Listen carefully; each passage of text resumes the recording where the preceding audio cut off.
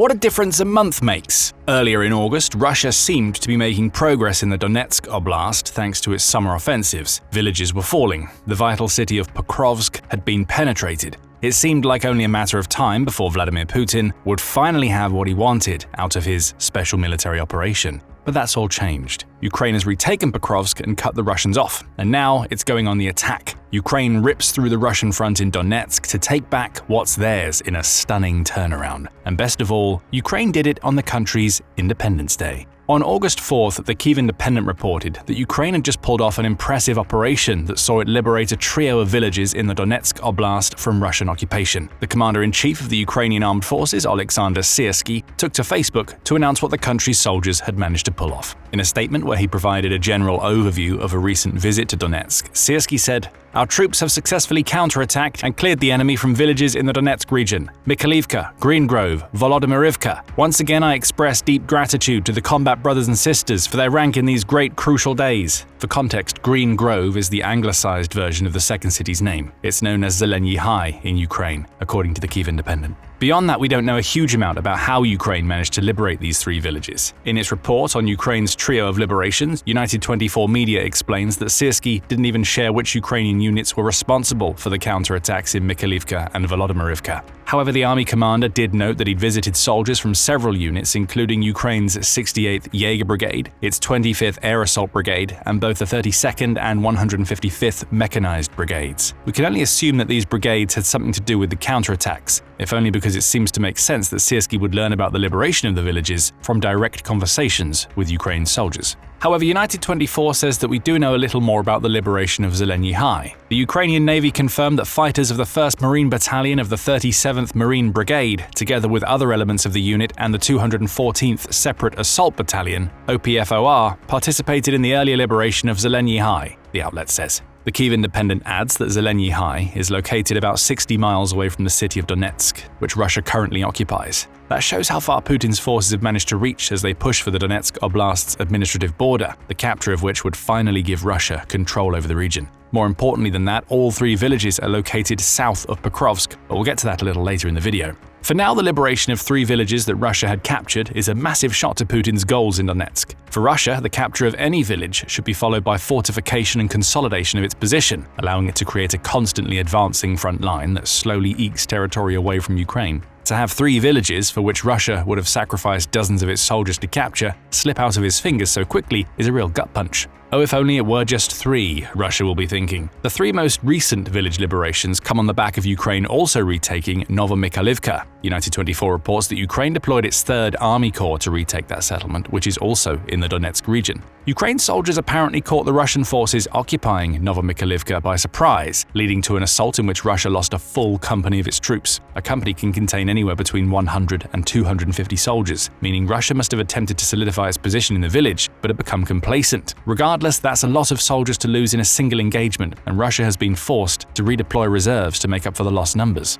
Redeployment means weaknesses are created elsewhere. Even if Russia launched a counterattack in Mikolivka, Ukraine may have more openings to exploit. By the way, Mikolivka is located in Ukraine's Pokrovsk district, and in this village's case, we know that the retaking of the settlement saw Ukraine coordinate between its intelligence agencies, assault troops, drone operators, and heavy equipment specialists in a coordinated assault that turned Mikolivka into a graveyard for Putin's soldiers. So it's not three villages that Ukraine liberated on its Independence Day, it's 4. And those 4 liberations cap a week where Ukraine has been very busy in the Pokrovsk region. On August 25th, a day after Ukraine's Independence Day counterattack, UA Wire published a report in which it said that analysis of battlefield reports from the Deep State organization revealed that Ukraine has been kicking Russian soldiers out of villages left, right, and center for about 10 days now. A series of Deep State posts lists roughly a dozen locations where Ukrainian forces saw gains over the past week, from August 15th to 17th through August 25th, the outlet says. The village of Tolsta was liberated on August 22nd, UAY reports, and the period between August 15th and August 17th saw Ukraine retake Hruzka, Rybizne, Novovodiana, Petrovka, Vesela, and Zoloty Kolodiaz. And in the Sumy Oblast, Ukraine pushed back forces close to Andriivka also on August 24th.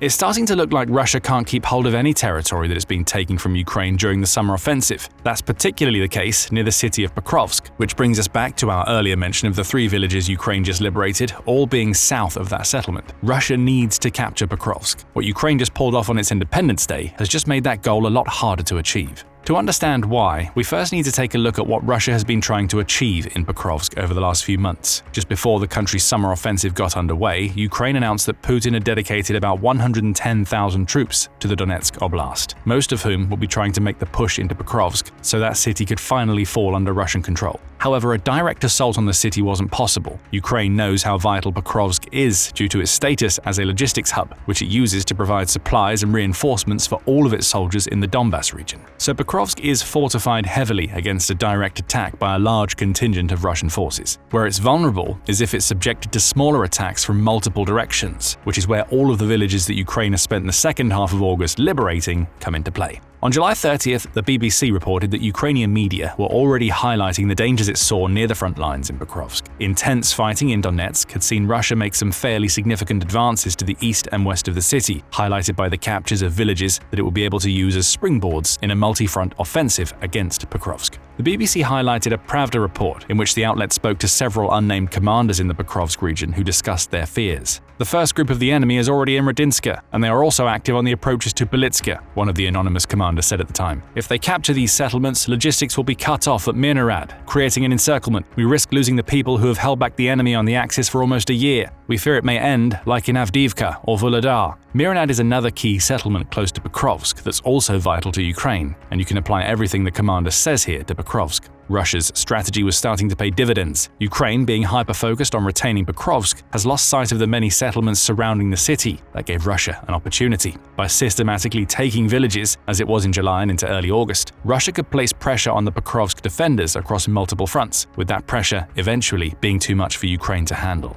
August 12th brought with it news of a Russian breakthrough. Medusa reported that Russia had managed to create a 6-mile salient, which is a narrow penetration of troops, that extended toward the Dobropilya-Kramatorsk highway, putting Ukraine's troops in Pokrovsk at risk of being entirely encircled. Around the same time, Russian infiltration units started breaking into Pokrovsk itself. Russia's strategy of using smaller units of attackers from all directions had paid off, though it came with a compromise. Small units can't fortify because they can only create narrow gaps through which they can penetrate. The race was on as Russia attempted to push more soldiers through the gap created in Pokrovsk, while Ukraine worked to encircle the salient that had entered the city, turning Russia's strategy against it. Ukraine came out on top in that Pokrovsk exchange, as you can find out if you watch our video covering the country's dramatic liberation of one of its most vital Donetsk cities. The reason we're explaining all of this is simple. It matters. Ukraine almost suffered a tragedy in Pokrovsk because one of the few tactical blunders it has made during its fight against Russia. By allowing Putin's forces to claim so many villages surrounding the city, it enabled the creation of a battlefield environment in which Russia held almost all of the cards. Pokrovsk was nearly encircled, and Russia was on the verge of breaking through. The retaking of 3 villages, 4 along with Mikolivka, is Ukraine redressing the balance and righting the wrong created by its tactical blunder.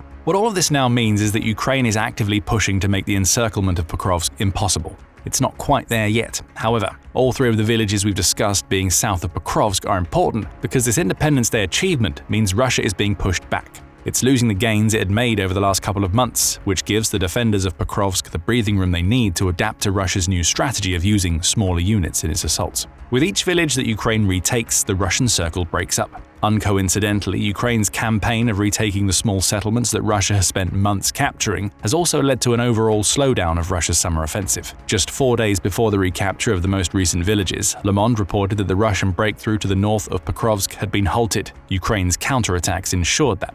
The danger has not been eliminated, as the Russian army has consolidated its positions around Novotroitsky at the base of the rabbit ears, Le Monde says, referencing the approximate shape of the Russian salient that allowed it to push into Pokrovsk. Attacks toward Radinsky put considerable pressure on the Ukrainian logistics supplying the Pokrovsk-Mirnorad urban area, which has already been severely damaged by incessant shelling over the past 18 months, and which has been almost completely deserted by its 100,000 residents. And that's an important point. Ukraine's Independence Day successes, along with the counterattacks that have stalled out Putin's forces in Donetsk, shouldn't be taken as a sign that all is now well in Pokrovsk. It isn't. In his Facebook report, Siersky made this point as well, stating, "The situation is really difficult. The enemy has focused its main efforts on this section of the front, but we have to hold the line." Pokrovsk is far from being out of the woods yet, though that also doesn't mean that what Ukraine managed to achieve on Independence Day is a small victory. It isn't. Russia's strategy for Pokrovsk still revolves around encirclement of the city. For that to happen, Russia needs to be constantly taking territory and seizing settlements it can use as launching pads for its multi-directional assaults.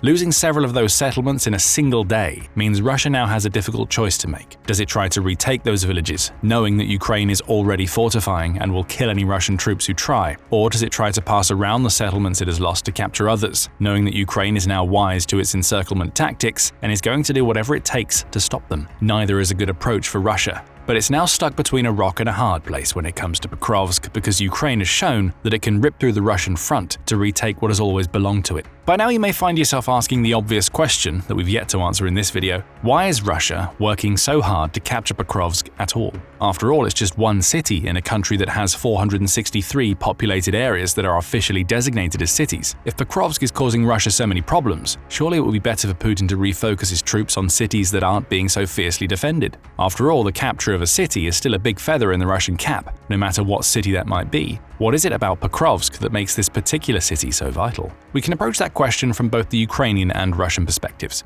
On the Ukrainian side, we've already touched on how Pokrovsk is one of the main logistical hubs that Ukraine has in the Donbas region. Formerly home to 69,000 people, the city is also known for its coal mining and metallurgy, which means it has some material value to both Ukraine and Russia. However, in the context of the war, it's all about the logistical side of things for Ukraine. Telenews explains more in a July 26th report on Russia's then recent advancements toward the city. Pokrovsk is a key road and rail junction that supplies Ukraine's entire Donbas front. It allows supplies into the front and wounded out, the outlet says. If it falls, then military analysts say it will be a major setback for the AFU, or Armed Forces of Ukraine, operations to hold the line against a Russian advance. Beyond Pokrovsk, the land is flat and relatively empty, all the way up to the Dnipro River, which cuts the country in half. It's the flat and empty part that really worries Ukraine. Pokrovsk is one of the few fortress cities that Ukraine still controls in Donetsk. Its capture by Russian soldiers would mean that the bulk of Ukraine's Donetsk forces would have to pull all the way back to the Dnipro River before they could mount another sustainable defense. The floodgates would open and Russia would gain an opportunity to capture a lot of territory very quickly. Donetsk would finally fall, plus losing Pokrovsk as a logistical hub would mean that any Ukrainian troops fighting elsewhere in the Donbas region would get cut off from vital supplies. Ukraine weakens, Russia attacks, Putin's forces occupy more of Ukraine.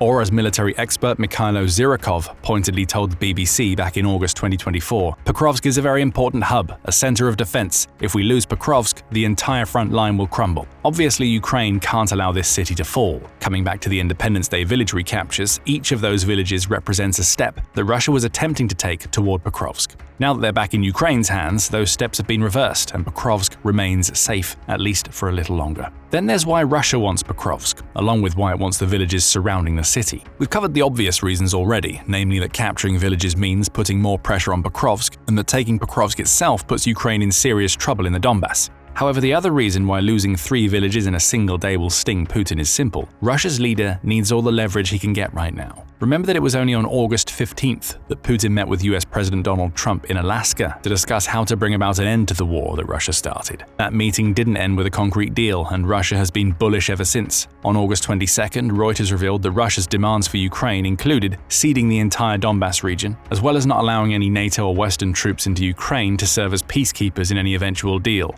These are hefty demands to make, and the only way that Putin can justify making them is if Russia claims as much of the Donbas as it can, while the US continues to push for peace negotiations. If Russia were able to take Pokrovsk, Putin would have everything he needs to make his argument. Russia already controls the last major fortress city it needed to take, and it's only a matter of time before the Donbas falls. Give up the land now, and there is no need for people to die, he could argue. Ukraine knows not to take that argument seriously. Putin wants the entire country, and any peace negotiated under his terms would only set the stage for future conflict. But if Russia could use this leverage to convince the US that victory has slipped out of Ukraine's grasp, that would lead to pressure on Ukraine being placed on it by a major ally, as well as its biggest enemy, to agree to a peace deal that doesn't favor it in any way. Coming back to the villages that Ukraine retook on August 24th, it's those sorts of settlements that have been adding to the leverage Putin intends to exert as the push for peace continues. The Kyiv Independent made this point in an August 22nd article, where it said that Russia's steady advances in the Donbas were strengthening Putin's hand. However, we now know that Russia has lost about a dozen of the villages it claimed through July and into early August to Ukraine's counterattacks. far from creating the impression that the collapse of Pokrovsk and thus the Donbass is inevitable. These recent losses show the entire world that Putin's hand isn't as strong as he wants everybody to believe. Pokrovsk still stands, and it's the reclaiming of territory, such as we saw on August 24th, that will ensure the vital city remains in Ukraine's hands. The only question now is whether Ukraine can push on from here to force Russia further away from Pokrovsk, or whether the Russian offensive will ultimately prove too strong. If the arrival of a new US weapon in Ukraine is anything to go by, Ukraine has a better chance of defending Pokrovsk than Putin hopes. This new weapon is going to turn the entire Russian front into a kill zone, which could devastate Russia in the Donbass and beyond. Find out more in our video, and remember to subscribe to the Military Show for more coverage of Ukraine's latest victories against the invading Russian forces. And thank you as always for watching.